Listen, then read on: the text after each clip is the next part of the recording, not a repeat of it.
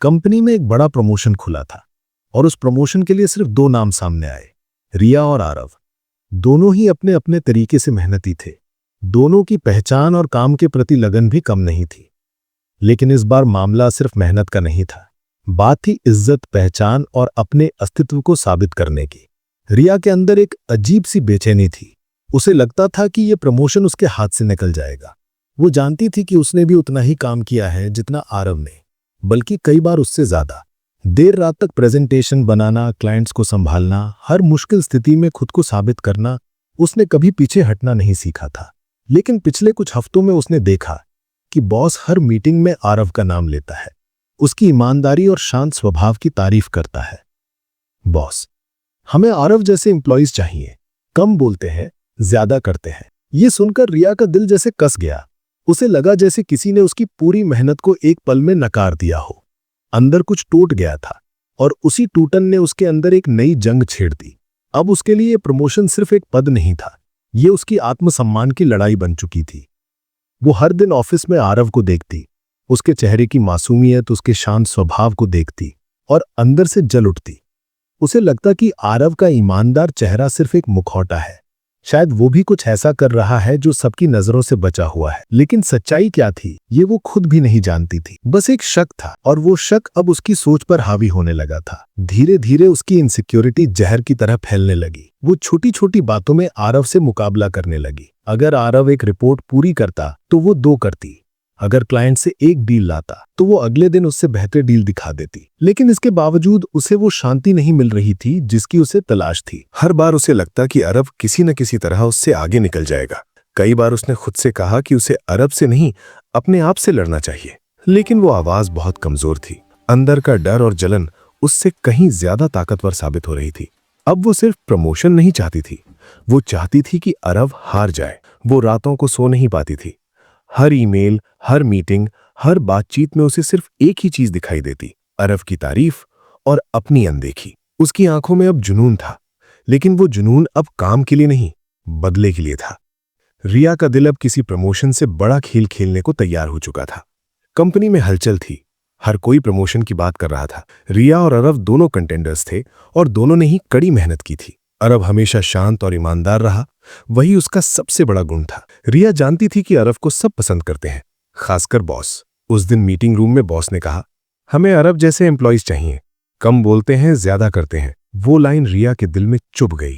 वो सोचती रही, अगर अरब आगे बढ़ गया तो मैं पीछे रह जाऊंगी। उस रात वो अकेली बैठी थी, बाहर बारिश हो रही थी और उसके अंदर कुछ टूट रहा था।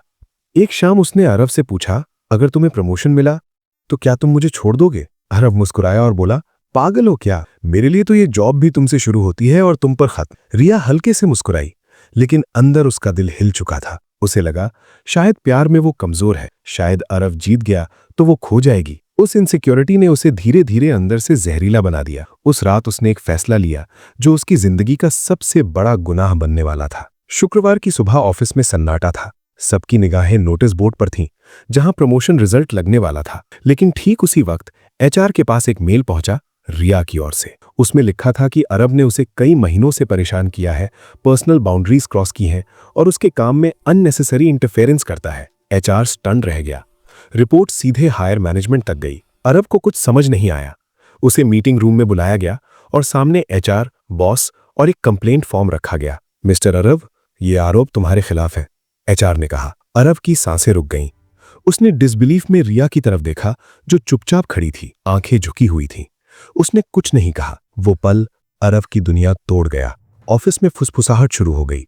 लोग बात करने लगे, क्या सच में अरब ऐसा हो सकता है? वो जो हमेशा शांत और सम्मानजनक था, अब सबकी नजरों में गिर चुका था। अरब कुछ बोलना चाहता था, पर उसके शब्द जैसे गले में अटक गए। उसे सस्पेंशन लेटर पकड़ा दिया गया। वो बाहर आया।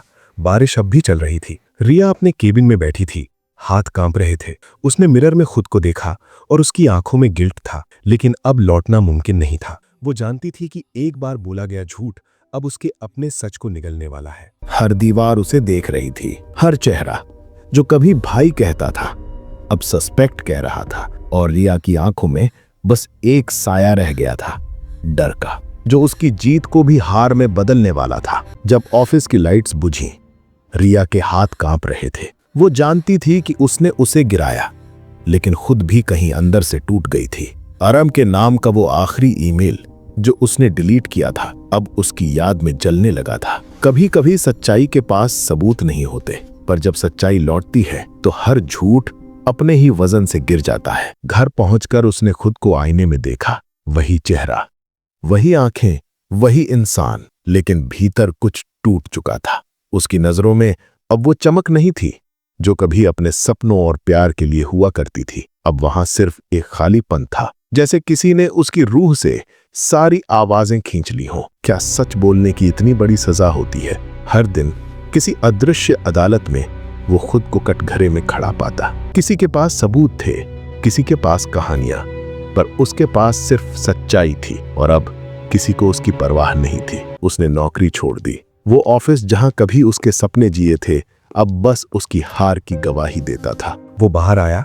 बारिश अब भी चल रही थी। उसके कदम लड़खड़ा रहे थे। उसने ऊपर आसमान की तरफ देखा और सिर्फ इतना कहा, जिस सच्चाई पर मैं जिया वो झूठ बन गई। उसने मुंबई भी छोड़ दी। वो शहर जो कभी उसकी मेहनत और मोहब्बत का गवाह था अब उसके दर्द का गवाह बन चुका था। पुणे के एक छोटे से कमरे में उसने खुद को फिर से जोड़ने की कोशिश की। बाहर बारिश गिरती रहती और हर बूंद उसे उसके अतीत की याद दिलाती। वो खिड़की के पास बैठता और उस पुराने नोटिस लेटर को देखता, वही कागज जिसने उसकी जिंदगी का रुख बदल दिया था। अरब, थका हुआ स्वर, काश मैं भी झूठ बोल लेता, शायद सब आसान होता। पर अगले ही पल अंदर से एक आवाज आई।